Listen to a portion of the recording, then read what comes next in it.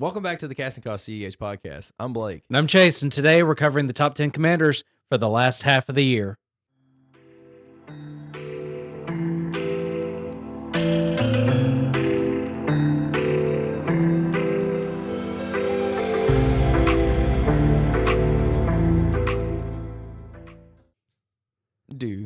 Yeah. That was good. I like that more than what I said. I try to keep it simple. We are simple people. Yes. So, today we are going to be covering the last half of the year. We've kind of done this where when we started the podcast, we talked about the top 10 at the beginning of the year. We did a halfway point, and now we are doing the very end of the year. Now, I think just to kind of put some parameters on this, we were kind of debating on how to approach this for today.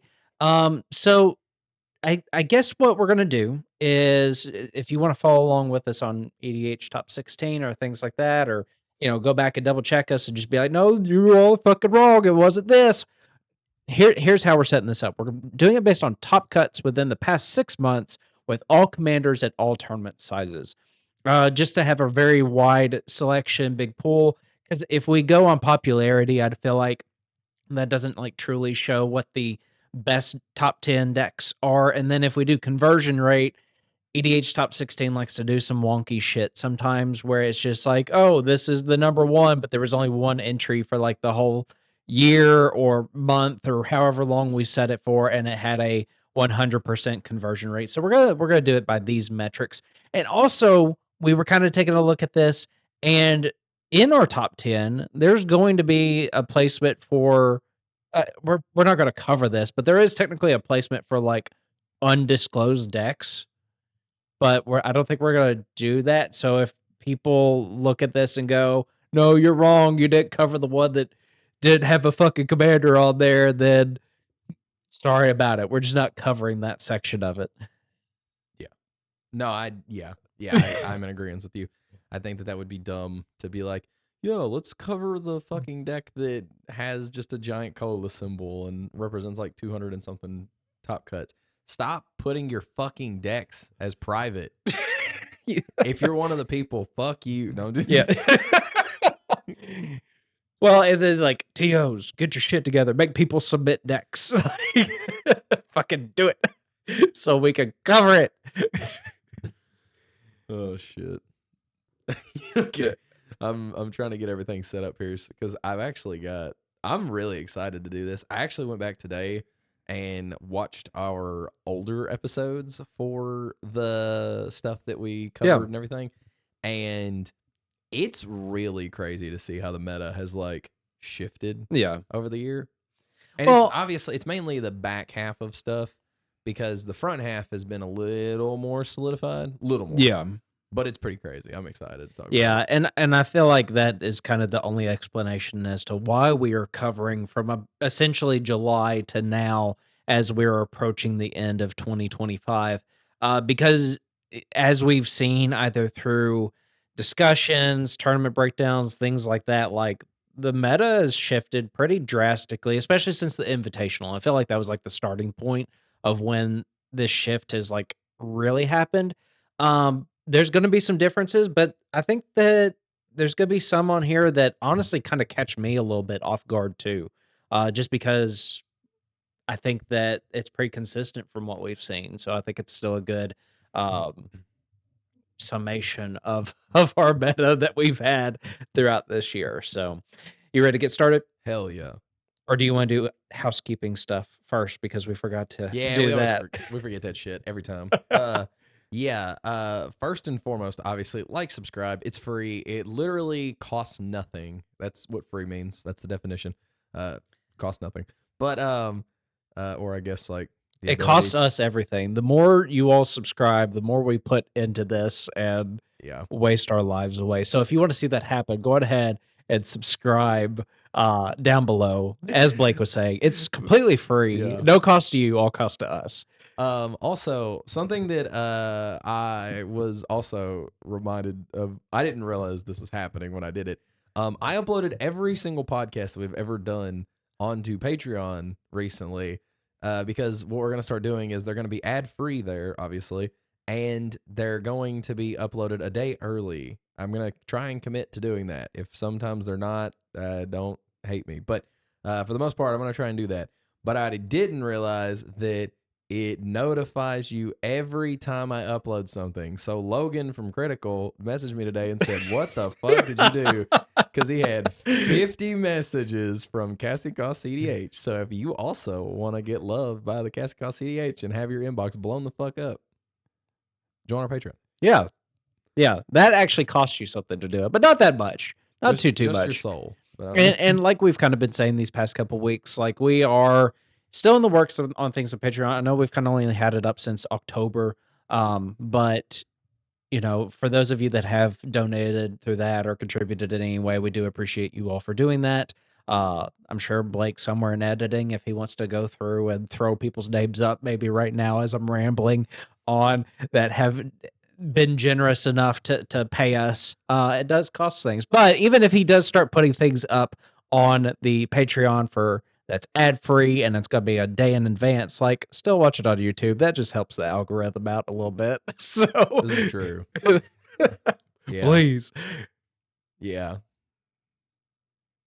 I won't be upset. If you join the Patreon and you only watch it there, I won't be too upset. Because then you're paying us money. But then the other thing, the other way you can pay us money is going to Man of All Proxies and use our affiliate link, or use code CCC at Finally got it right. at checkout to get 5% off of your order, because it again helps the channel out, and you're gonna get proxies anyway. So you might as well support your, I hope we're your favorite podcast.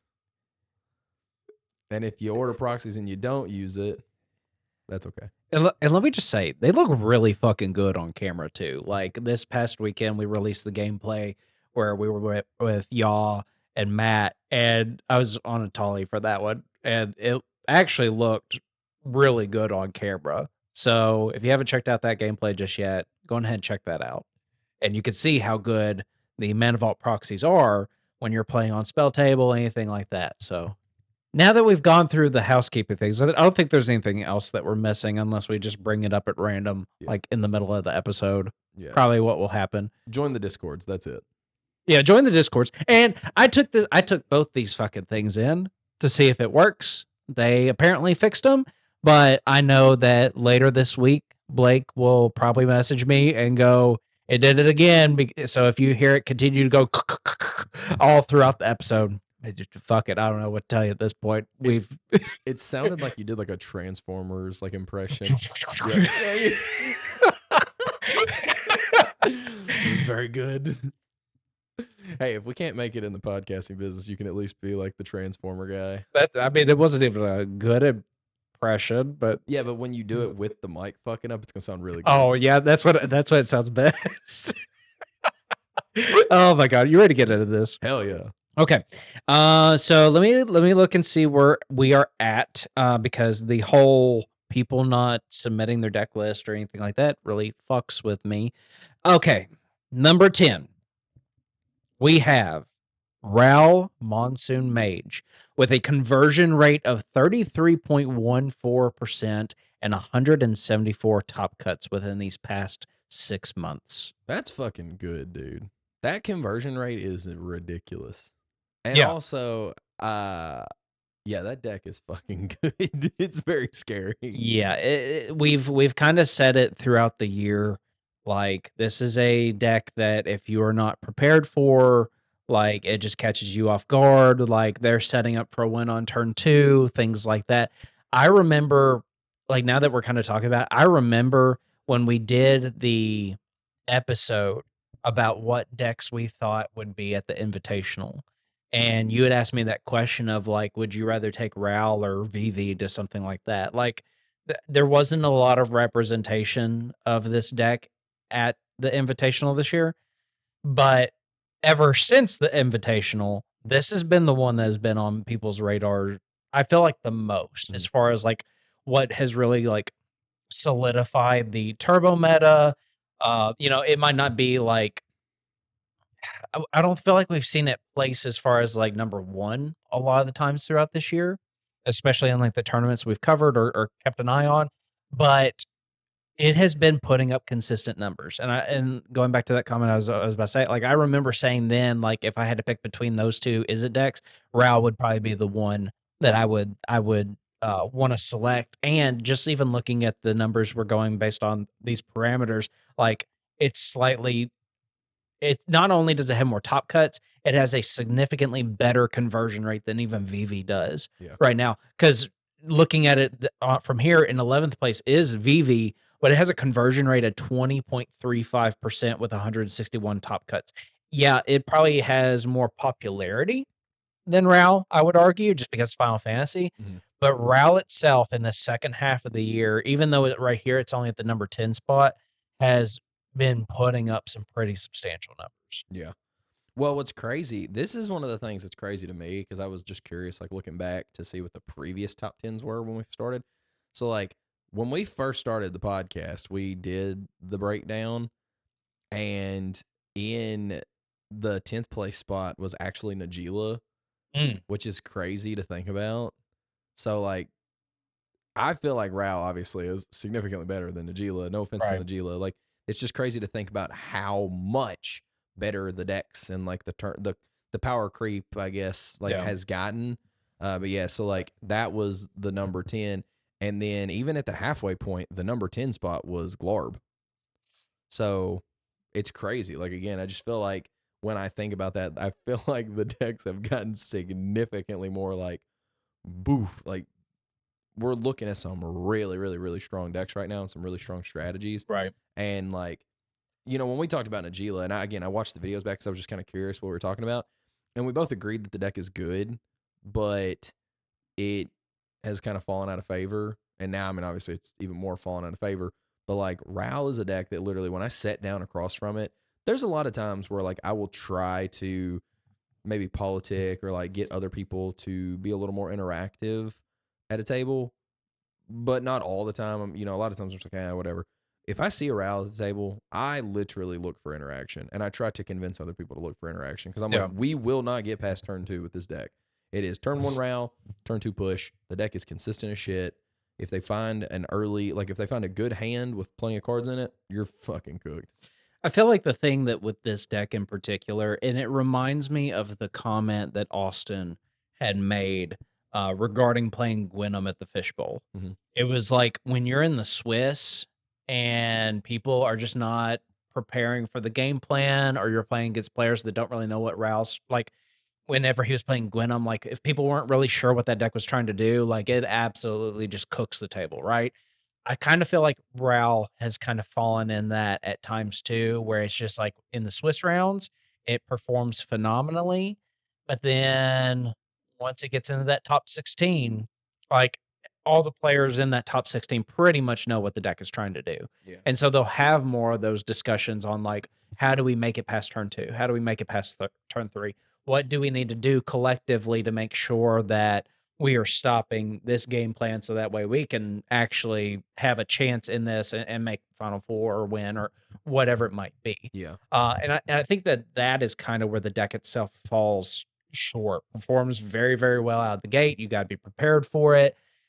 Obviously does well in the Swiss. We've had super high conversion rate. Even at 10th place, having over 30% conversion rate is insane. I just think that that's what has prevented it from probably either being a little bit higher on the list or us actually seeing more wins out of it throughout the year. Yeah.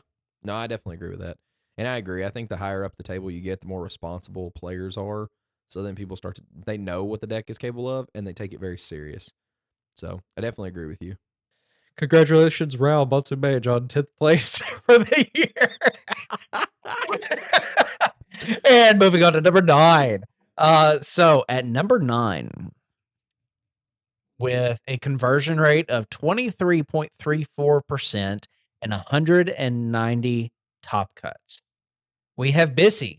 Not we have Kefka Court Mage in our number 9 spot for the year. So I do think it's actually really cool to see at least a Final Fantasy commander come out on top.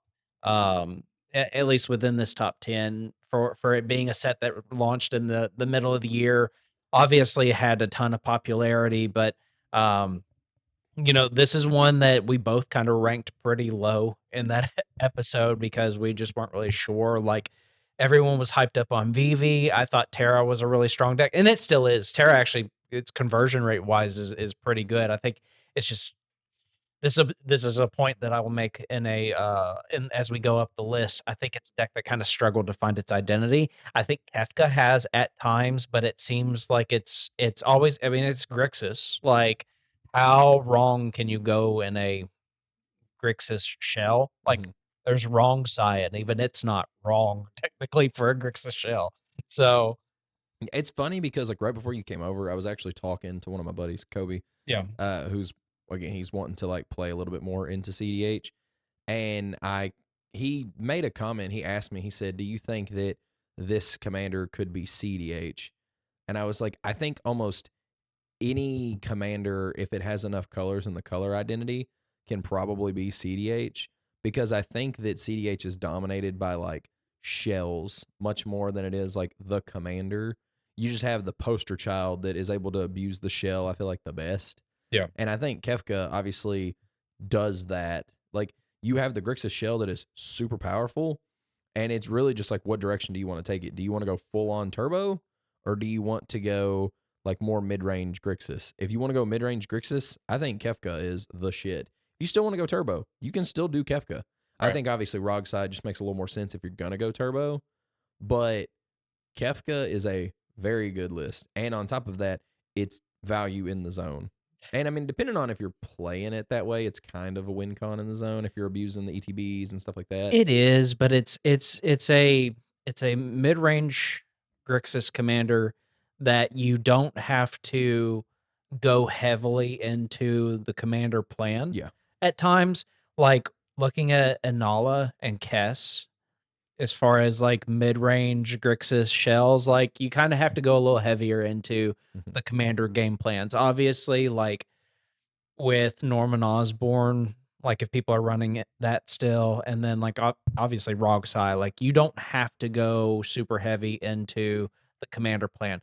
Kefka is one of those decks that it has enough support within the colors that you're not overstretching to meet in the middle. We talked about you just brought up Najila a little bit ago because that was one of the ones that we talked about at the beginning of the year, but we kind of made comments then of like, hey, it makes sense for it to be in the place that it's at and will probably fall out because I think what tends to happen is people want to like spread themselves too thin and try to meet in the middle where it's like the deck seems to function better if it goes heavily into the Nagila plan or the soup plan, not so much in the middle. Kafka kind of goes against that, where it can be really good one way or another. I feel like honestly, it probably gets a little bit worse the more you go into the full send Kafka plan, but that's just because everything is so well defined in the Grixis shell that it's kind of hard to make a good case in point. I feel like going too heavy outside of what Underworld Breach and Thassa's Oracle is doing, Yeah. right? Yeah, I think it really does just come down to like, do you want to play Grixis or do you want to play Kefka? And I think that both are viable options. Obviously, Grixis is established, and you should more than likely, if you're playing Grixis, you're playing the Turbo Grixis shell that is like just basically the Rog side cards plus or minus a couple of Kefka synergistic pieces. But the deck is legit. I mean, I've Yep. played against it quite a bit. There's a lot of people that love the deck, and obviously, I think that it has a ton of. I think one of the things that probably hurts the conversion rate is because it is probably so popular because of Final Fantasy. There was a lot of people that gravitated towards it that maybe didn't want to play Grixis. They wanted to play Kefka. Yeah. And the people that truly know how to play it right are the ones that are getting obviously the top cuts. And then the people that I mean, what we've also seen that this deck can just fucking do whatever. There was a stacks Yeah. version that like was kicking ass. There was like full send Kefka plan, doubling up wizard triggers, all this stuff, and then you have it's just Grixis pile with a mid range pivot. Like Yep. it's really good. I do think it's funny because again, like I want just to look back. So at the start of the year, this spot was Magda, which is very fascinating. And when we did our halfway point video where we were covering it, It was actually another Grixis list. It was Malcolm Vile. Okay. So it's almost like Kefka just pushed Malcolm Vile Yeah. out and took its spot. So I thought that was like really, really, really fascinating just to see. But it was really cool. Yeah. But yeah, Kefka is a very good commander. And same thing. Like I have nothing bad to say about it. I think that it's essentially just the natural creep of Mm-hmm. yeah, Yeah. very No, busted. I totally agree with that. I think I don't know. It's so odd, and it's not the commander itself. I'm about to go slightly off topic. It's so interesting and odd that they printed so many Grixis commanders this year that can be viable strategies. That's probably a different discussion for a different day, but like I'm wondering if we're going to start seeing a little bit more of that, or if it just happened to be that way whenever they were printing shit or coming up with ideas. I don't know, like because we had Kefka, we have Norman Osborn, Firelord Azula. I haven't really seen placed just yet, but it's still, I mean, it's still relatively new. Like I don't know. We've had some good options in this color pile this year, so I'll be interested to see um, what happens next year with Grixis as we see more sets and things like that too. So Yeah. I feel like red is still just very heavily played. That's the thing. Like there's just a ton of red and like is it just kind yeah, of going around and then obviously yeah. But so I definitely agree with you. I think it's just very fascinating. yeah. So yeah, I do agree with you. Well, speaking of red, going into our number 8 spot with a conversion rate of 26% and 195 top cuts, we have Magda Brazen Outlaw. Now, we have said this a lot on the channel. I still don't really know how this deck fully fucking functions. Like, I think I just figured it out in one of the last like breakdowns we did together, where talking about getting out the fucking dragon that could burn the table out and some shit. Like, this is a deck that I feel like if you have people that are dedicated to it and they absolutely love it, and this is the only deck they play, and they know what they're doing on it. And if you haven't really tested the waters on Magda, like me, you don't really know what the fuck you're doing. So, yeah, I do think it's cool that it's continued to be a very strong deck throughout the course of the year. Yeah. Magda's one of those decks where I feel like it's I I think it's funny because I was talking to Sean one of our buddies Saturday about this, but if you think about what Magda does, Magda is like the complete package. I feel like a lot of people have picked up like Arkham here recently. Magda, I feel like is the complete package of that. Like you have like probably the worst version of that, which is like Oswald, which is still a very Yeah. good deck, but Oswald, and then you have like Arkham, which is kind of that middle ground, and then you have Magda. And Magda is literally like you go get whatever the hell you want out of your deck, but also let me make you some mana, and it had like it's the restrictions are even like less on the actual like tutor that you can go like the effect Yeah. than what you would see maybe in like Arkham and also like sacking treasures and stuff like there's a lot of treasure like synergies and things like that. It's just a very good effect. Being able to literally go and get whatever the heck you want at any point, having the answer like we obviously want to draw cards in cEDH depending on the deck, and you want to draw and see lots of cards. Magda basically, anytime that it has 5 treasures, says, I have access to my entire deck right now. Yeah. What do I want to get? So the ability itself is just very busted, but also I think it can't be understated how much time and effort the Magda pilots put into the deck because this deck would not be as good as it is if they weren't consistently being like, no, we're gonna make this deck really fucking good. Yeah. Like when a Magda pilot picks up the deck and you see them like going to work, like it's very interesting to watch because Yeah. they get it. They know what their deck does, and they are a lot of times specialists, but they are really fucking good at Yeah. being specialists. Well, I think that what keeps Magda at the top, and it's going off the point that you made. Um, I don't remember if I'll be honest, I haven't been watching the Play to Win episodes as much. Like I'll put them on the background and whatnot, but I just haven't been watching as much. I don't know if they talked about this in their like things to be doing in cEDH episode, but I remember I was watching one of the recent episodes where it was like they got in questions from other, I think they're patrons, Um, and they were kind of recapping some of the best things to be doing in cEDH, right? And I don't they didn't necessarily talk about this specifically, but I'm highlighting that to make this point. I personally think that if you're not going into the turbo or the soup stuff, like I feel like one of the best things to be doing in cEDH is like play decks that break parity on it or like just are hard to interact with because they don't fully do things on the stack and casting spells like that most people are used to seeing. So to me, it's actually kind of surprising that I haven't gravitated towards Magda because that's the style of play that I like doing anyway, playing on Sisay. And then like I kind of wrote Magda, Sisay, Probably like Tyum, kinda. Tiam, Kinnan to some extent. I kind of classify those decks within that category of like this is like one of the best strategies to do in cEDH is go against the grain and do things that feels like really one-sided because the other decks at the table probably can't do those things. Well, I think that, and I've talked about this recently a lot because I want to put together like a Sisay, like a Staxy or Sisay deck that's kind of operates the same way that Time does. Like you're just breaking parity on the fact that like you're not a manual storm deck. You're not trying to cast a ton of spells, so you're not feeding the value engines, and you're essentially just slowing everybody else down to hit your Wooburg and then just start finding what you need. So your way of breaking parity on those stacks effects is the fact that like you're just like, oh, I'm activating abilities. You kind of like break the reason that I think Magda is so much better than something like a Time is you're not just having to like hope and pray that it's on the top three. You're like, fuck it, I'm gonna get it out of the deck. Like it Yeah. literally is like I get to see whatever the hell I want. So yeah, I mean the deck's cracked. And same thing, like just kind of comparing it back to like when we started the year. This spot was actually Tivit, and when we did our 6 month breakdown, this spot was also Tivit. Mm, Yep. well then. So Red replacing Esper. I guess that Blake has to switch to Magda instead of playing Esper stuff now.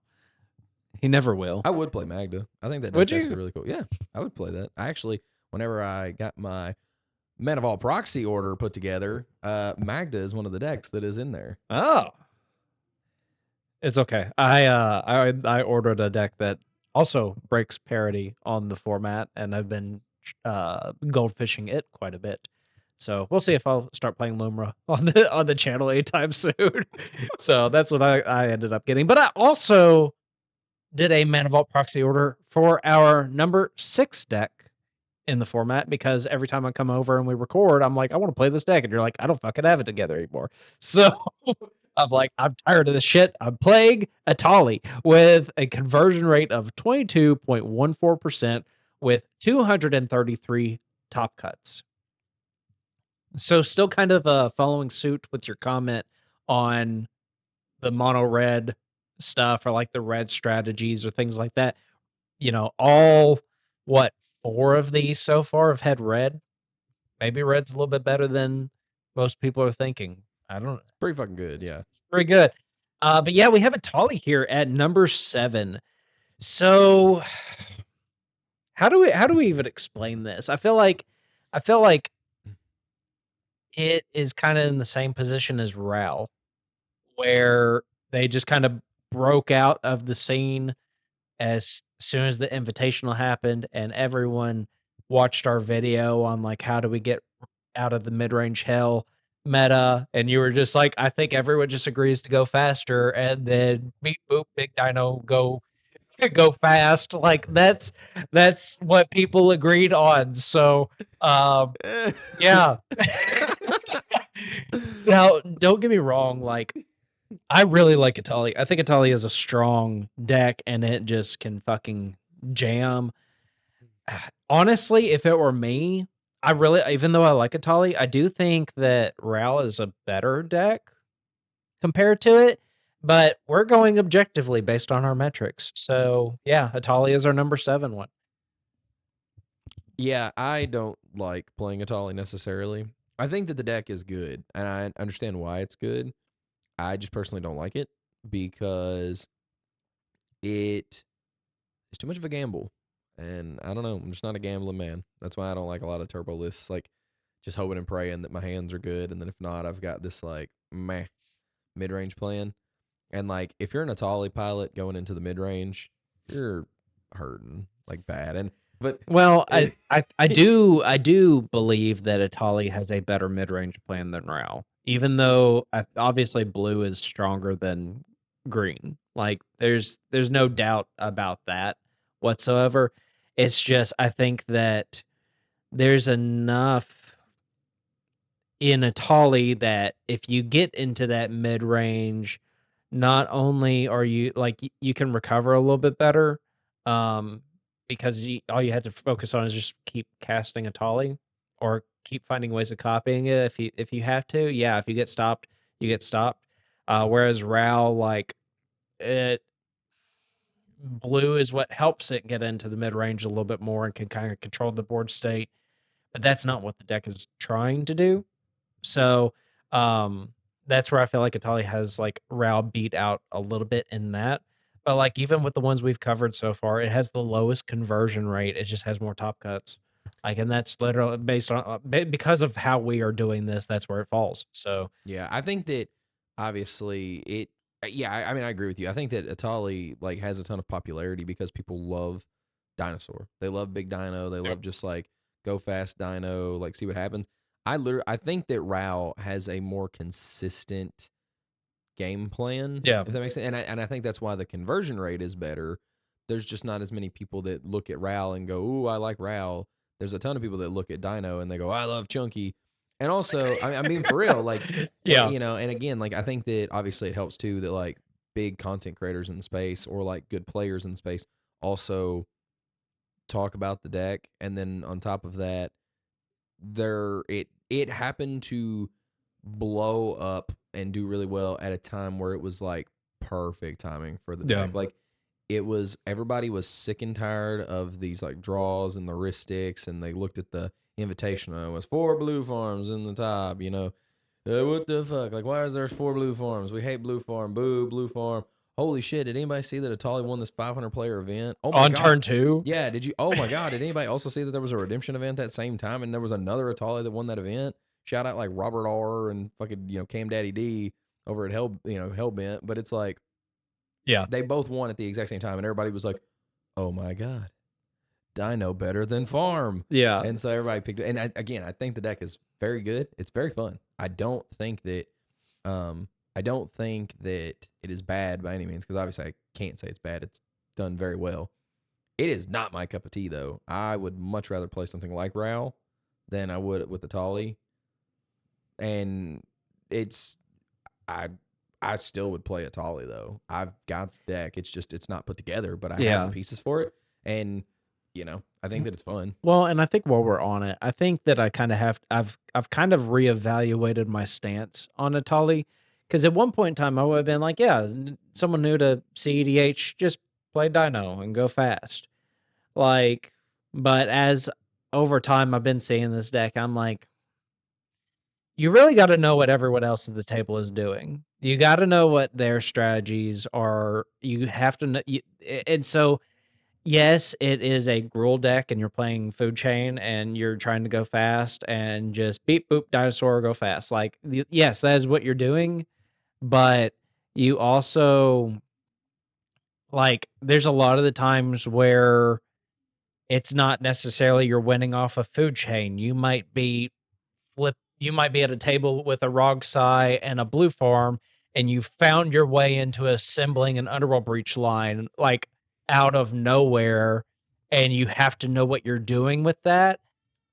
Whereas if you're a new player and you're put in that position, you're gonna be like, I don't know what the fuck to do, so I'm just gonna cast these, and then I'm gonna let my opponents get the cards back in their graveyard, so that way, it is what it is. So I'm just gonna cast them anyway, all the while feeding like the blue farm players like Ristic Study and a half, and then you fed like maybe a couple cards to Rogsai, and then now you put cards back into their graveyard because you had to cast them or use them right then and there. And then that might set them up to be able to recur those pieces and just be able to go off from like whenever it gets back to them. So even though it's a gruel deck, I kind of view Atali as like a 5 color soup deck because you literally have access to 4 decks. I do think it's funny because looking at this from start of the year. This makes my heart just so warm. Oh But this god. spot was Yeah, I Yuriko. was about to say I know exactly what you're And I don't know if y'all have watched this channel long enough or not, but fuck that commander. That commander sucks. I fucking hate Yuriko. I said it on this video. I was like, this deck sucks. I fucking hate Yuriko. And I still stand firm in that. I fucking hate Yuriko. The deck sucks. I would much rather play Atali than Yuriko. And then at the halfway point, this was Magda. So Magda actually dropped a spot. Ah, all right. Very Well, interesting. speaking of dropping spots, let's go into our number 6. Ooh, And yeah. this one fell pretty hard. But with a conversion rate of 24.76% and 287 top cuts, we have TNT. So Thrasios Timna. This one fell quite a bit. And I'm actually really disappointed because I think at the beginning of the year, in making a prediction, I was like, this is going to be one of the best decks of the year. Right? Yeah, somebody was telling me that Thrasios was the best partner in Commander. I still think he is. So he's a very good card. I think he's a better card than Timna. Yeah, exactly. That's why he's the better best. partner. No. Anyway, so yeah. Here's what I think. Okay. I still think the Sans red pile is really good. I think that this deck in particular had a very hard time finding its identity. 100%. I think that we've seen like the traditional build of it, which honestly made it one of the best decks coming out of the bans last year, right? A lot of people were speculating this to make it back up at the top, almost like edge out Blue Farm at times, like things like that, because they're like, oh, Dockside and Jewel Notice and things like that got banned. So TNT is back. And so I think this was one of the most anticipated decks of the year going into the year and at the beginning of our podcast. But I think that it had to consistently play as more of a control shell in the beginning. And then throughout the year, we've seen people play like the traditional build of it that way. We've seen the tree farm strategy, which is probably the most popular version of it currently. But where we're at in the meta right now, we've kind of seen a fall off on some of the Turbo Cradle decks. And then you have like the version like what Austin was playing at the cookout, where it's more of like the Blue Farm esque shell of it, right? Where it's just like sans red soup that's not no bad cards whatsoever. Yeah. I think that, but I think that that is the main reason why this fell so much is like it just really struggled throughout this year to find whatever its identity was trying to be. Yeah, I think that the biggest problem that this deck has, honestly, and I don't know what it takes to fix it, but like, I think because people think of the fact they go, oh, yeah, in green we have dorks. We have mana dorks, which are creatures and they're Timna attackers, but they're very bad Timna attackers. Like, you don't want to be swinging with them. So, let's swing with a 0/1 bird. Yeah. And that's my point. So, like, it's just, and even Thrasios itself, like, it's a great blocker, but it's not a great attacker. So, it's just, it's kind of in a weird spot where, like, you would think having, and I've said this before, you would think having value engine plus outlet in the zone. So it is just like Tim Two value engines. Two value engines, just like Tim Necrom, but also a infinite mana sink in the zone. So a partial piece of like a win in the zone. You would think that that is better, but it's just not, because then you have to sacrifice card quality for combo like pieces. Yeah. And the combo pieces are just dead as shit on their own.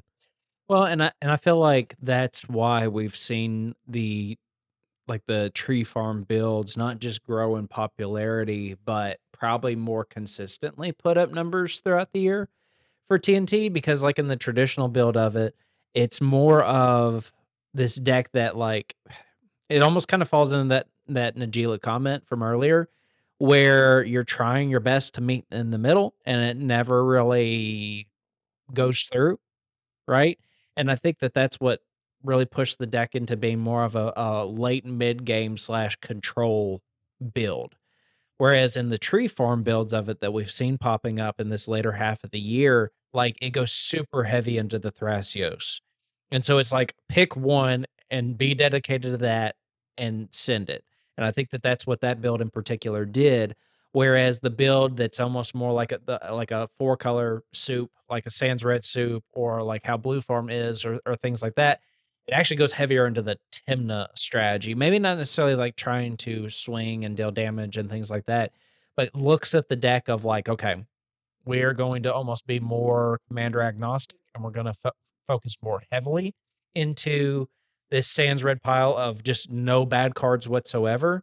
And even though I don't feel like that build took off as much, I do think there's still a lot of like potential in that one compared to if we're trying to meet in the middle and go both. Yeah, like this deck has a really good pivot plan, I feel like.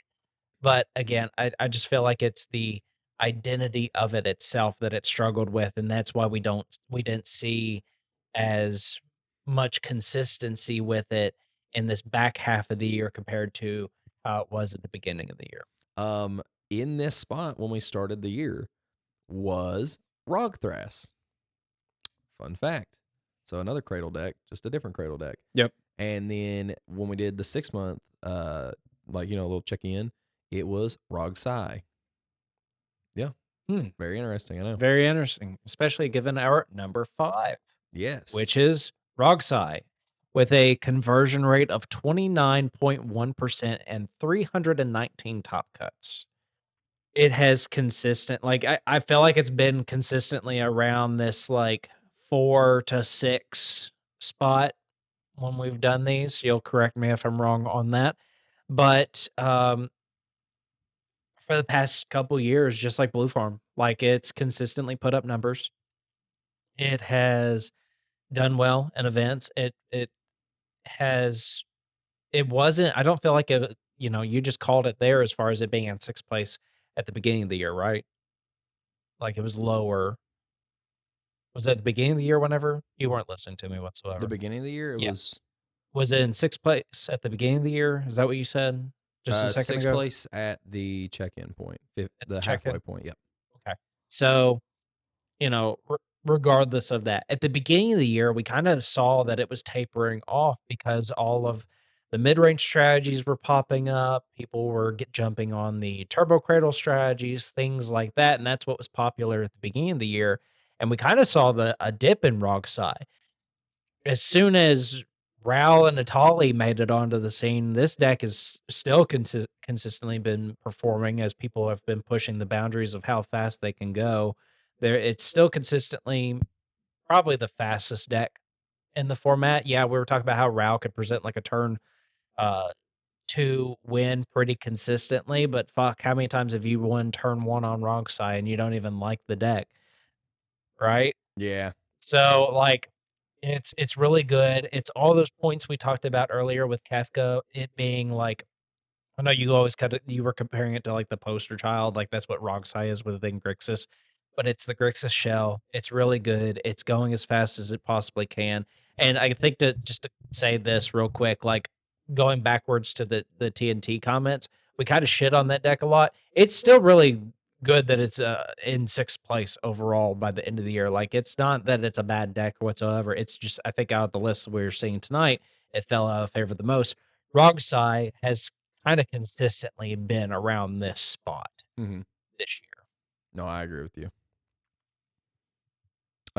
Yeah, I've been playing this deck recently, and this is not, I don't know, like the deck is good at what it does.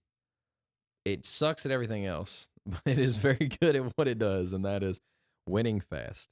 And it can put up very fast wins. I think that out of every deck, it puts up the fastest wins, and I Yep. think that that is why it is here. But man, I don't like the deck.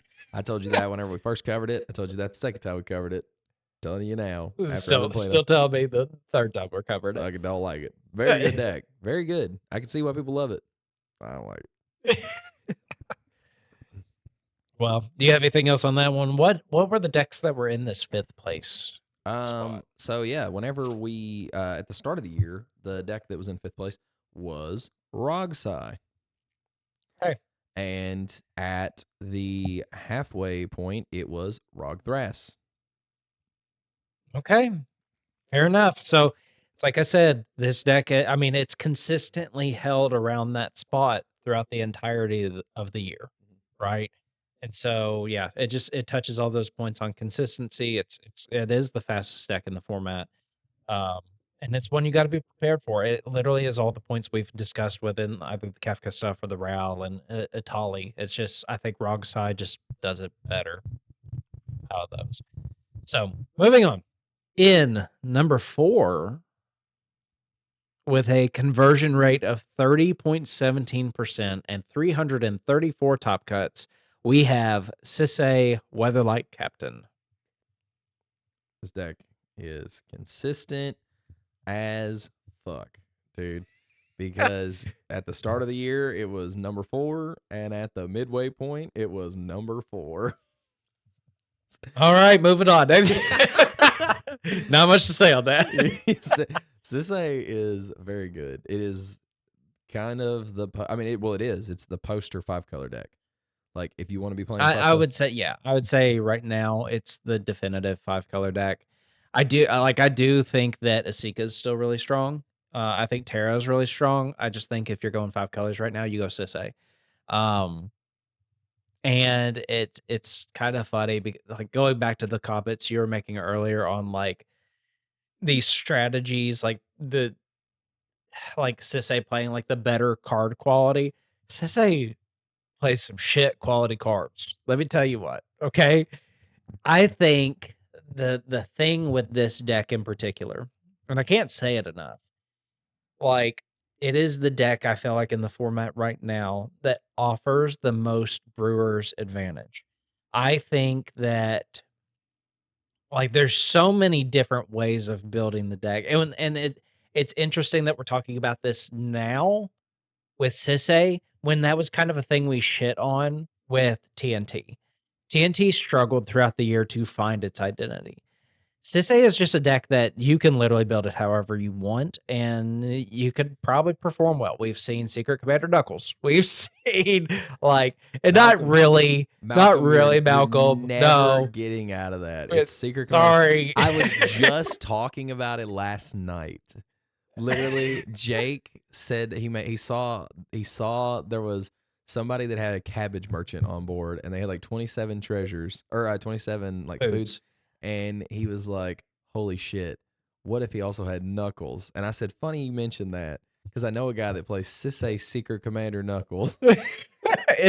We know that it's not, but the fact that Malcolm he played like a Treasure Storm version of this deck at one point in the year, like the more consistent versions of it that we have been seeing, we've still seen the traditional tutor chain with the oath lines in it. We've seen like the hybrid builds or the oathless. I don't know. There's so many different versions of it that it's impossible to keep up. We've seen traditional tutor chain that incorporates the Amanatu, Nicobolus, Sahelia, Rai, and Oath of Teferi. We've seen the Oathless builds that have moved away from the Planeswalker combos and go a little bit heavier into like Derevia Mill stuff and the Guy's Cradle things, and some other lines like the Chatterfang, Warren Soul Trader, and like Campbell, or things that allow you to drain the table. We've seen the soup version of it, which is literally just 5-color good stuff, and you play Breach, and you play that way. I know that obviously I've played pod version of it throughout the year. Like, yeah, that's probably the least consistent version of the deck, but it's the most fun to me and kind of catches people off guard. Technically speaking, based on these numbers, you could say that Pod Sisay is the best pod deck in the format Yeah. compared to Derevi and Rocco, but just because where it's at. But like, what else we've seen, I know that Glazman, Admiral Glazman in the Sisay Discord, and he was one of the guys that I got to hang out with in at the cookout.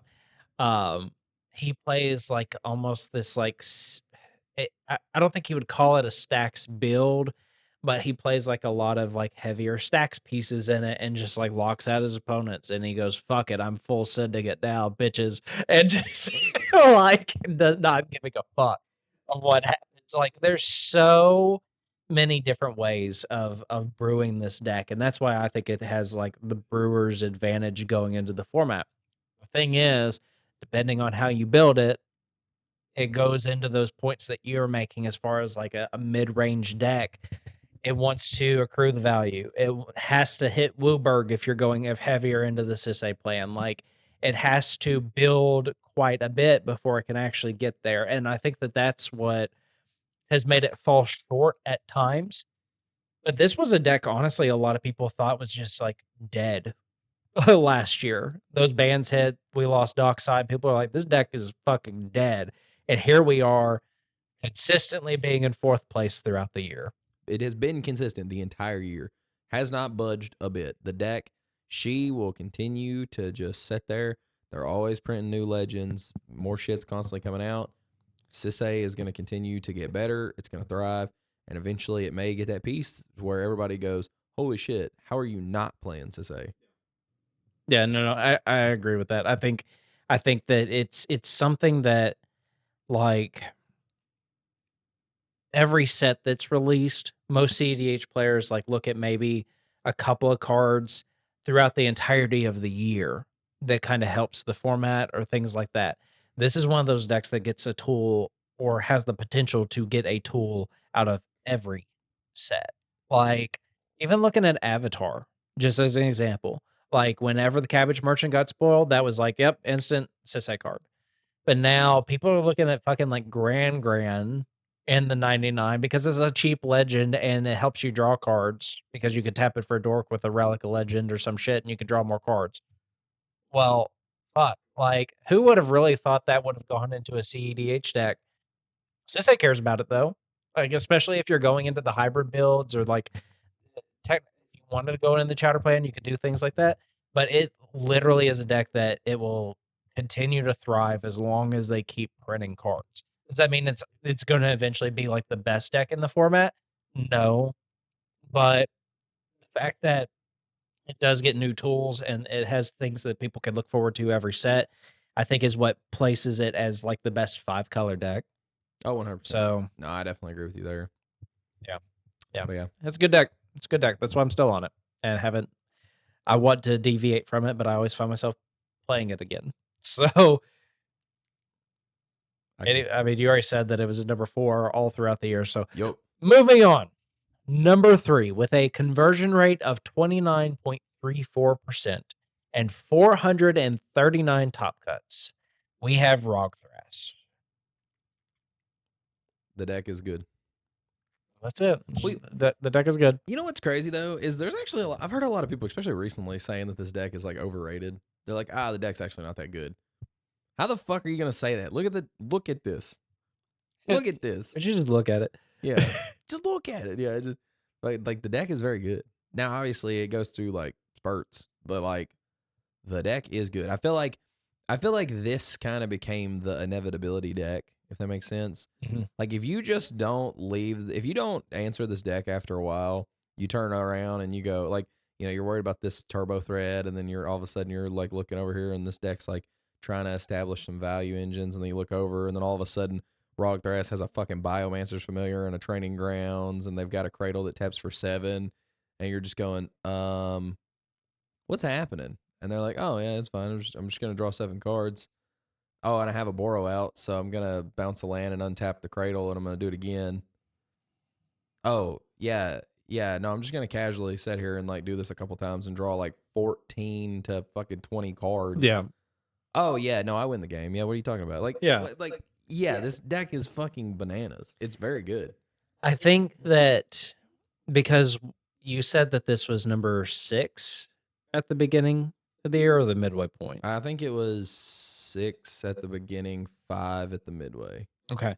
So I think that what helped Rogthras get into this spot is that it is the opposite situation of what TNT faced. Yeah. TNT was very strong at the beginning of the year and had an identity, and then As people either sped things up, we got more into the mid range, things like that, it started losing its identity. Rogthras, we have seen various versions of it at the beginning of the year.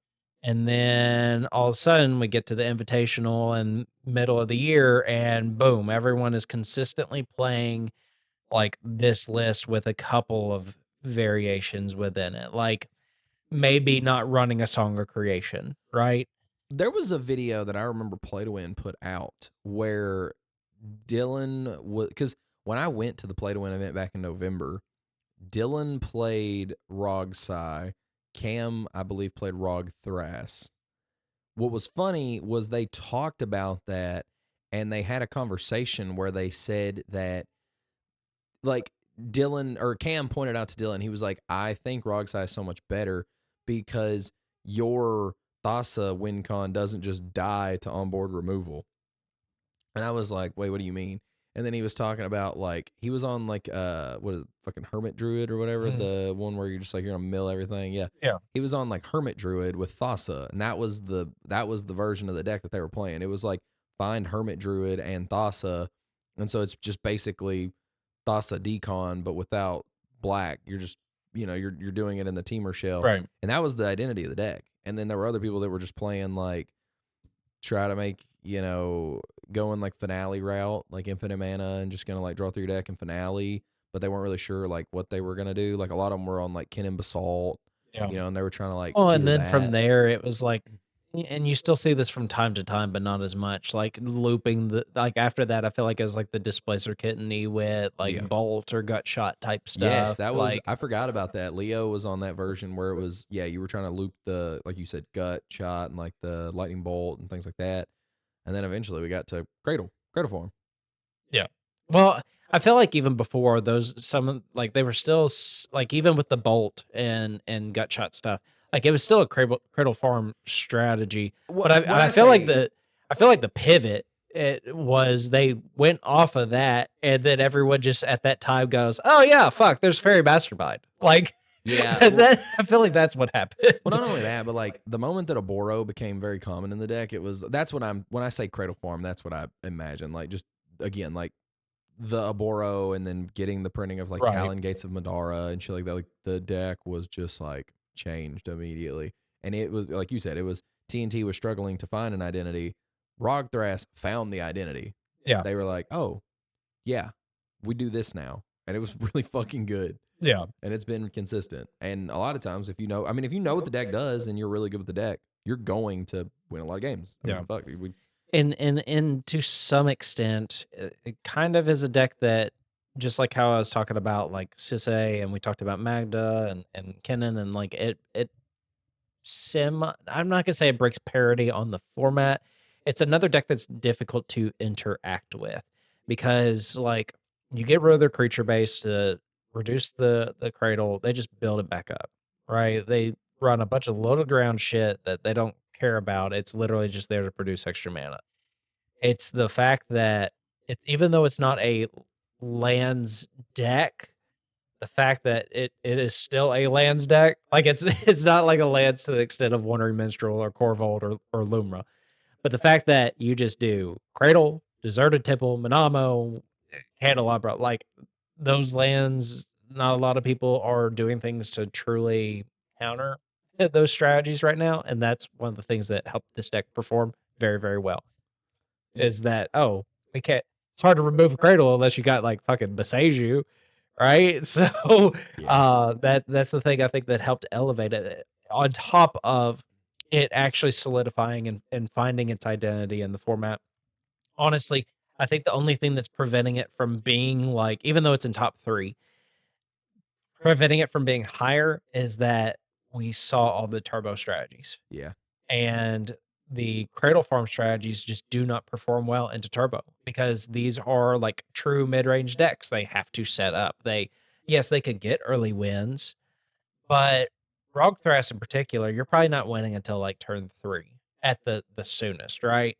And when you're having to sit at a table with something like Growl or Atali or Rogsai with a deck that wants to not only accumulate value, but especially at the beginning of the year, ran very low interaction package. Like, it makes it hard to compete against the turbo strategies that are currently running in the format. This is related to this deck, but do you remember whenever we covered an event? It was a while back, but there was a version of this list that was running around that was basically, instead of being Simic, it was more like Gruul, and it just ran the free blue counters, but it was like super heavy into the red package. Do you remember that? I think so. Yeah, it was a list that was very different, but even that, like, I just find it so fascinating how versatile the deck is. But yeah, I mean, it's come now. It's just basically Simic with a free commander in the Yep. in the helm. Like, that's basically what it is. And even hell, even some people cut the breach plan. Like, some people were like, nah, Yeah. like we don't even want to, like. And then once they did that, obviously they cut like Volcanic Island and everything else. But they were like, nah, we're done. It literally turned it into, we run Rograk for deflecting SWAT, a body for Cradle, and a flare duplication, maybe. Right? And that's pretty much it. Hmm. Other than that, it's just about like our number two. But what were the other decks that were in this number three spot throughout the course of the year? At the start of the year, this spot was Kinnan, and at the midway point, this spot was Kinnan. Well, what do you know? Well, our number two, with a 28.31% conversion rate and 620 top cuts, is Kinnan Bonder Prodigy. Damn, Kinnan got better. Kinnan got better, which is interesting because this deck has kind of seen a couple of different variations throughout the year. We've seen, I feel like the most consistent is Freedom Waffles list, the no bad cards list that we see, not just him performing very well on, but most Kennen pilots that we've seen performing very well on. Mm. We still have the big flip strategy, right? Like, that's still very viable in this deck. And again, it goes back to those points I made with Sisay and Magda. Like, this is a deck that can kind of break parity on the format and can do things on the stack without having to cast spells or triggering like Ristic studies, things like that. So it makes it very good. And then we've also seen like some people like higher do like a full send on big flip strategy, or almost like a semi-blue version of the deck, or even Ian's like Abomination Kennan and like things like that. So like, I feel like this is a deck that people started like experimenting with halfway through the year a little bit more, but we have not seen the adverse effect of it. We've only seen it get better. I don't know if that's accurate or not, but that's my feelings on it, and those are valid. I agree. Your feelings are valid. No, I definitely agree with you. I think that this deck is just so fucking busted. I asked Jake last night. I was talking to him, and I said, "Do you think that Blue Form is actually better than Kinnan?" Because he plays Kinnan like all the time, and he has more Yeah. success with it, and he's played both. And he was like, "Yeah, I think Blue Form is better than Kinnan, but I think that Kinnan is just such a good deck." He was like, "It literally, especially now, like the way that people are building it, it is just so good. It's I forgot how he worded it, but he said something about uh Max. I think it was something that Max Sternberg had said, or he heard him say that. He was like, Kinnan is not the thing that ignites it's not, Kinnan is not the flame that makes the deck burn. It is just the fucking nitrous, or like the fuel that you throw on top of it to make Yeah. it burn even more. Like, the Simic shell is already decent. I mean, well, it's clearly pretty good, but the Simic shell is already pretty good. Kinnan just makes it, he busts it wide open and makes it 10 times fucking better. And so, yeah, the deck is just, I mean, obviously it's very good. And I actually really like the deck. I think that out of all the decks that I've played and messed around with in the top so far, I think that Kinnan has been my favorite. Even Yeah. like, I've played Blue Farm and I've gotten reps on it. And as a Zer pilot that plays like Esper, people go, "Oh, just pick up Tim Crom. It's that, but you get red and like the breach stuff." I fucking hate it. It's just Grixis. Everybody says Esper. It's fucking Grixis. Shut up. Yeah. And so I really like Kinnan though. I think the deck's actually a lot of I fun. think to touch on your point, I think we've seen this a couple times throughout the year where we've talked about it a couple times. It's almost like the higher you go in your colors as far as the count, usually makes it a little bit more tighter on what you can play, like how people feel like blue form is pretty much solved and things like that. But we've seen at lower color piles, you have to like stretch a lot to make it work. I think Kennen being in Simic doesn't fall into that part of it though. I Yeah. feel like the Simic color pile itself is strong enough and there's enough things there that you're not having to like stretch really, really far in order for it to be good, Yeah. right? And the commander itself, like, it just does everything that Simic wants to do anyway, where you can control the board state, you can play big creatures, you can cheat things into play, you can go fast, like you're making a bunch of mana. Like it just falls really, really good into what that color pile is trying to do. And I think that is what gives it more of an edge over other um, two color strategies. Even though we have seen a ton of like the Is It stuff, we already covered Ral. We talked about VV a little bit. We didn't talk about Stella or Clark Sakashima or anything like that. But yeah, I just think that Simic is probably the strongest two color combination, and that's why Kidden has done consistently well throughout the year, and you can make that argument as why Rogthras has done consistently well in the last half of the year. So, yeah, it's just a really good deck, really strong deck. It is a deck that I feel like if even if you don't fully know what you're doing on the deck, it is kind of forgiving at times. But then if you know what you're doing on the deck, then you almost feel unstoppable. Agreed. I think that this is, I think it's crazy to think about this because, like I said, to totally preface this, like we stopped mid recording because I thought that I had fucked up one of our old episodes and like edited it wrong. But at the start of the year, the number 2 deck was Blue Farm. It was not number 1. It was number 2, which is fucking bonkers. I thought I fucked up. I was like, wait a minute, why? Because this deck has been Yep. so dominant. And then by the midway of the year, the number 2 deck was Tim the Thrass. What is our number 1 deck? The people are all waiting. Our number one, I don't think this is a surprise to anyone, but with a conversion rate of 31.44% and 1,048 top cuts just within the last 6 months is Blue Farm. Tim McCrom. This fucking deck is I mean it's good. It kind of like it kind of pisses me off in a way that it's still it's still the best deck in the format. It's fucking good. It makes me mad to see how many more top cuts it has than everything else. Like even if you took and put together, you barely get more. If you took the top 2 decks currently, Kennen and Rogthras, and you put their top cuts together, you barely get more top cuts than Yeah. Timocrom alone. Yeah. Which is bullshit. That's Yeah. stupid. And it has a higher conversion rate than both of them. Both of them. Obviously not combined, but It has the second highest conversion rate out of all these decks. And it has way more, obviously, than Rao, but like, what the fuck, dude? The deck is just. here's my thoughts on this. It does kind of piss me off that this has literally been the best deck in our format throughout the whole year. And part of the reason why is because a lot of our content is centered around it. A lot of other people's comments or content is still centered around it. A lot of tournaments are still being won by it. Like it pisses me off, but at the same time, it's just like you can't argue with it. The numbers are there. Most people feel like it's a pretty solved deck. Like it may pick up a few things here and there. There might be some variations. We've seen like 3 or 4 kind of different core versions of it.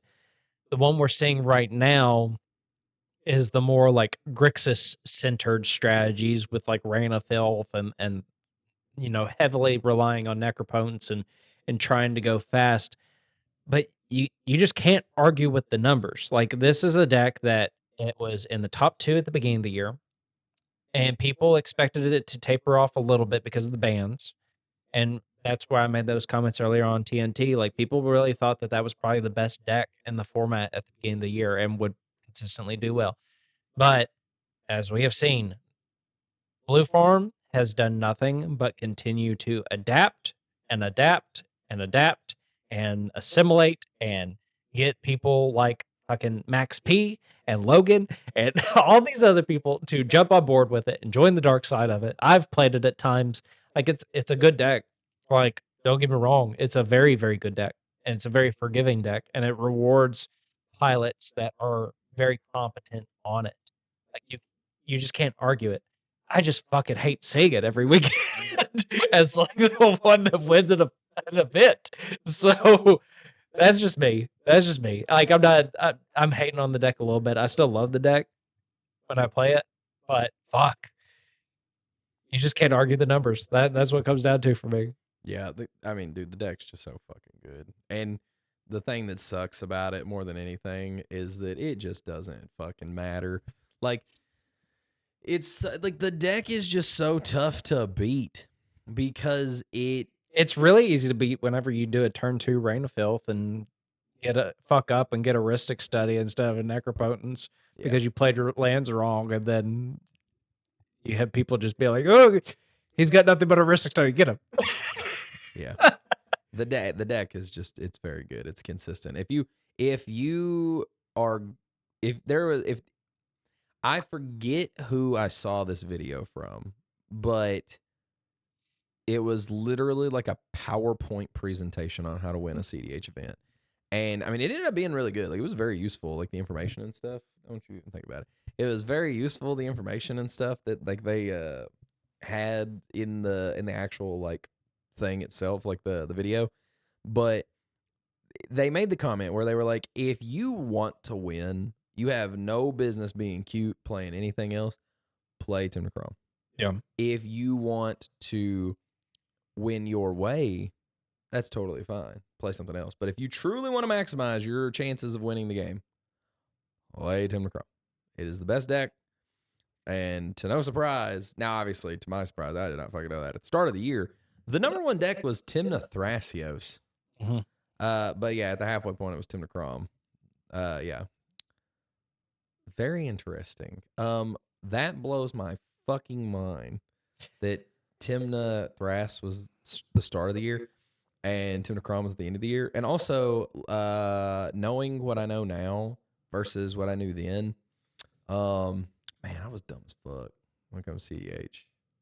Listening back to those episodes, I didn't know shit. Oh my God. It's bad. I did know Yuriko sucked, but other than that, I didn't know anything, dude. And you want to know how I know I didn't know anything? Why? I'm looking at our predictions for what decks would be at the top 5 at the end of the year. Okay. You excited to know? Oh shit! I think I remember saying Tivit. Yeah. At one point, and TNT. Yeah, sure, go for it. Okay. Your number 5 prediction was Tivit. My number 5 prediction was Rogsai. What is number 5? Is Rogsai? Number 5. Yeah, number 5 is Rogsai. Your number 4 prediction was Rogsai. My number 4 prediction was Sisay. Did you cheat? No. You cheated. I did not. Motherfucker, you cheated. Both of our top 3 were the exact same, though. Mine and your number 3 was Kinnan. We're wrong. Mine and your number 2 was Blue Farm. And our number 1 was Timna Thrasios. Man, this format's changed. Yes, it has. Yes, it has. I think, and I think the reason why, one, I really wanted to see Tiva in the top 5 at the beginning of the year.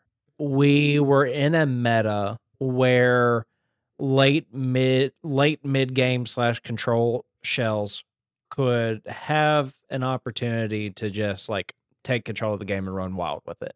And honestly, we're starting to see more and more of a resurgence of Tivit, as we are getting to the end of this year. So maybe that's a deck to kind of be on the look out for going into 2026 is Tivit. I still think it's a very, very strong deck. I think it offers the most out of what Esper wants to do in Esper colors. Plus, I really wanted to see it edge out like Magda and Najila and Yuriko and just not even give them a chance to be on the top. cEDH, I saw as a deck that it still was performing well. I just didn't think it was gonna stick around the top because of, again, where we were at. People were trying to find its identity, or people were just like, "Yep, this deck fucking died." So that's why I kind of had it there. I think that we both saw Rog Thras as something of like it's kind of all over the place, and we aren't really sure how this deck is winning anyway. And then as the points we made tonight, like it consistently throughout the year found its identity, and that's what brought it into the top three. Kennen was just kind of like replacing it somewhere up in there because it deserves like a top three spot. We just weren't sure where it was going to go. And then Blue Farm is Blue Farm, right? I think that for me personally, that prediction was just like at the time I saw the meta shifting into more and more of that mid range or mid to late game as people were trying to sit on the value engines. And then we get to the second half of the year and it's just turbo pilled and just blew that out of the water. If we didn't see turbo, I don't know. I don't think our predictions would be as off as that, but could be wrong. Yeah, I mean, I still think that I think it's very interesting just to see where, like, the direction the format's going. I can honestly say though, I guess like reflecting from again the start of the year to the end of the year, I am happy that we were as involved in the game as we were to like see this and to see the format kind of change and to see it warp. Like it really was nostalgic to kind of look back and see all that stuff. It was really fun. And it's weird because it feels like it was forever ago. But it was like a year ago. Yep. Less than a year. Not even a year. Yeah. So it's crazy. But yeah, dude, I am very happy with the direction that cEDH is going. I really like cEDH. I think it's cool. And I also think this kind of validates the point that we made in our misconceptions video that we did recently, where it's not just the same decks winning. Like the spots change. The powerhouse can move and shift. And like that just goes to show you, Tymna Thras was like very dominant. It kind of went away, made a resurgence, and then it's kind of fallen out again. Eventually, that could be Tymna Kraum. I don't know what it would take for that to happen, but that could happen eventually. I think it's at this point, it's just going to take bans, bans or unbans of something ridiculous. Yeah, I don't know. Maybe if enough people pick up Kennen, then I don't fucking know. I don't know. More people pick up cEDH. More people should pick up Tivit or Time. Yeah, this is very interesting. Very interesting to see the shakeup. Also, very interesting to see that cEDH is the lone de facto 5-color deck in the top. Yep. Najila was just clinging on by a thread. As it deserves to be. Yep, it's very good. But looking down the list, the next 5-color deck is Terra. That's pretty cool. And it actually has a good conversion rate, 26.22, which is higher than some of these decks that we covered today. Yeah, the one deck that finally fell out of favor that always eluded our ass every time we would do anything was Malcolm Vile. oh my God, Najila dropped heavy. Yeah, Malcolm Vile. But wait, where's Glorb? Not too far down, I don't think. It's in the top 20, I think. But I think this kind of goes to show, like, as far as where we're at in the meta right now, it's basically Blue Farm, right? And then you have these turbo decks that are have really kind of redefined where the format is, even though they're not placing like in the top half, like obviously Roxai is, but like where we've seen the Italis, we've seen the Rouse, things like that. We're not seeing Arkham on this list, but we have seen a ton of mono blue artifact strategies popping up. Like going back to your point you made, this where we're at in the meta and the format right now, like there's a lot of potential and a lot of variance for just different decks to be performing well. So I don't know when we do this again, whenever next year. Yeah, I don't know where we're going to be at. They're going to be printing more cards, and we will see, because next year we could see a lot of changes in the format depending on how, like, what cards are printed. If they give us things that are good for the format and like help bring support to some of these decks that we didn't mention tonight. If we do see bans, if we see unbans, that's probably gonna be one of the biggest things. If they do the rules changes for, like, say they do the fucking hybrid mana stuff, you might see Rogsai and Ral being higher up on the list Yeah. than what they are right now. But then again, like some of the cards that, like, for example, I think the most talked about one is like what, Manamorphose within cEDH, and like Rogthrash doesn't care about it, right? And it can actually run that card as is right now. So I don't know. We're gonna keep doing this. I feel like, and we'll just see what the fuck happens. I think that's all we can do, right? We never know. Pretty much. I do think it's cool. Like I said, I'm just excited to see that the format is healthy and stuff is shifting around and changing. I thought things were going to be a little bit more consistent, and then after looking at that, I'm like, oh wow, that actually did get shaken up quite a bit. So yeah, I mean, like I said, I'm happy. You know, like it's we talked about the idea of the meta, like with Zach, and it's like you said, this living thing, and I think that this kind of shows like if people get tired of a strategy, they will self correct, and so it's cool. I'm excited. I'm Does just that make does that make you think there's gonna be another self correction as we get into the new year?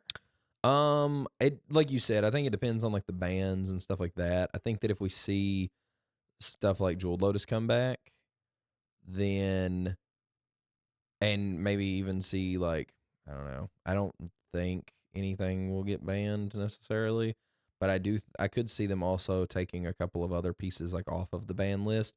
I think that they're gonna probably walk a little bit of a fine line because anytime there's a mention of a ban, there's like people kind of get a little up in arms.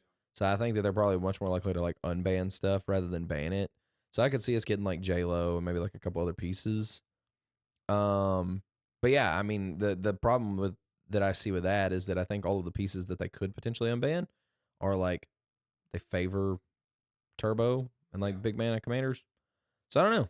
I think that one of the things that may happen if we do get Jewel Lotus back is we will probably see the death of TNT and Atraxa will be back in full swing, Probably. baby.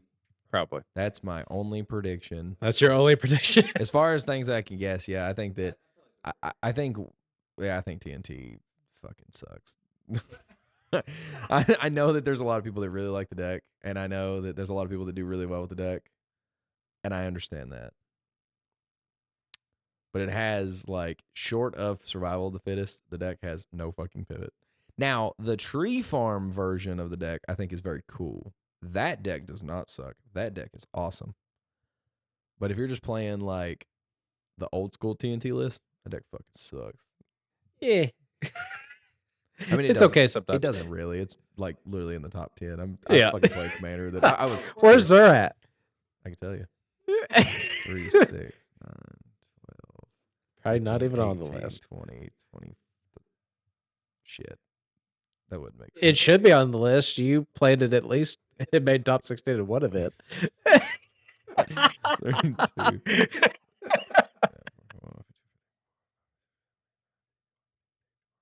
56. Oh man, Very good. didn't even make it in Ian's top 50. Well, look, we have the same. He did. It did at Did that it? point. Yes. We just had some new things get printed. Zer is around the same number of top cuts as Elsha of the Infinite, Bjorna and Warnog, aka Blues Clues, Corvold, the Fakehurst King, and Narset, Enlightened Master. We are only beat out by, I mean, obviously everything else.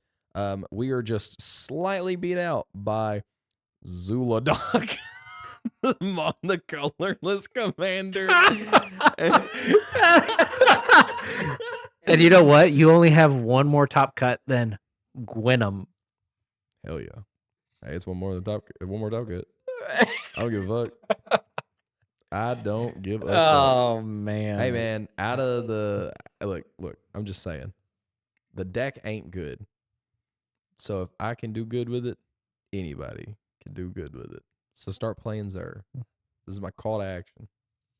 Well, don't acknowledge his call to action on that. But if you have followed along with us thus far and you enjoyed this top 10 kind of breakdown of this last half of the year, drop your thoughts down in the comments below. Let us know what your thoughts on, what made some of these decks either fall out of favor like TNT did, or what helped give rise to things like Ral and Kefka and Atali and some of these decks. Like, we kind of gave some of our input as far as what we thought contributed to their spots on this list compared to the other, lists that we had done throughout the year. But let us know down in the comments below what you guys think. Also, if you've made it to this point in the video, I kind of like doing these because it's fun to hear people's comments. So let us know in the comment, like, what is your favorite cEDH commander?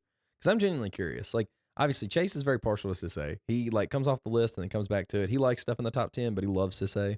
Like, Sisay, I feel like, has become, like, the deck that he is known for. And then It's my number 4 deck. And then I love Zer. So, obviously, like, I am very partial to a commander that is not necessarily great, but I'm going to make that shit great.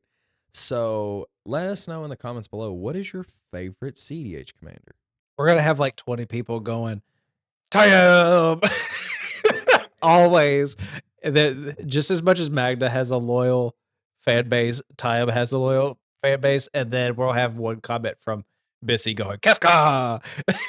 is what will happen. And then Kellen will be disappointed that we didn't cover Dargo Timna.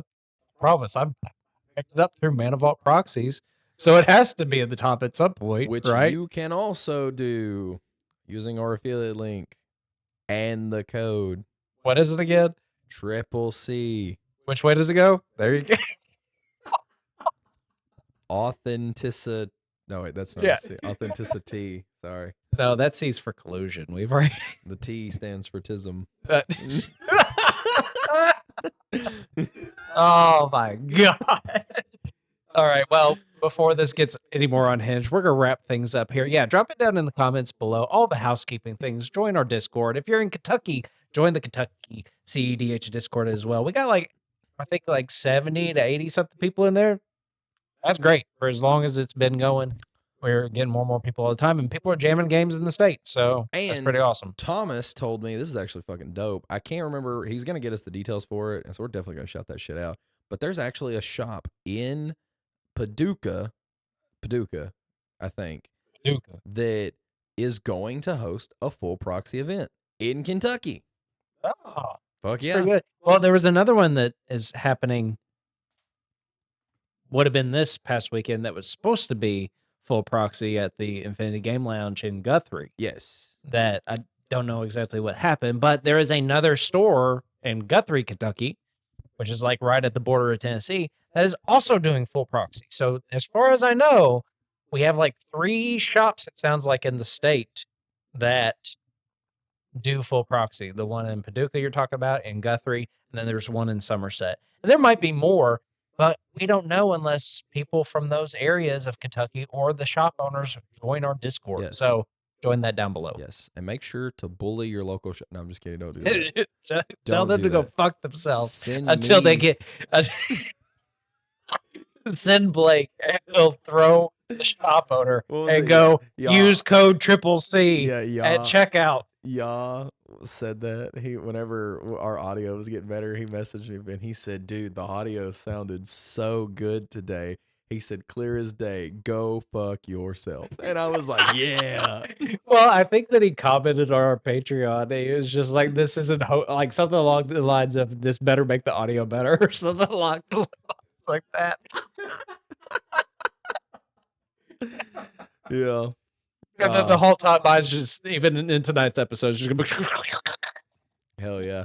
Yeah, by the time y'all are watching this, yeah. We have dissolved the channel. No, fuck that. Fuck that. He'll never be able to get rid of me. Ever. Oh my god. I'm gonna continue to put the C up backwards until we're both dead. Oh my god. We told them 20 minutes ago that we're wrapping this. So, yes, all the things. Like, subscribe, and as always, go play some cEDH.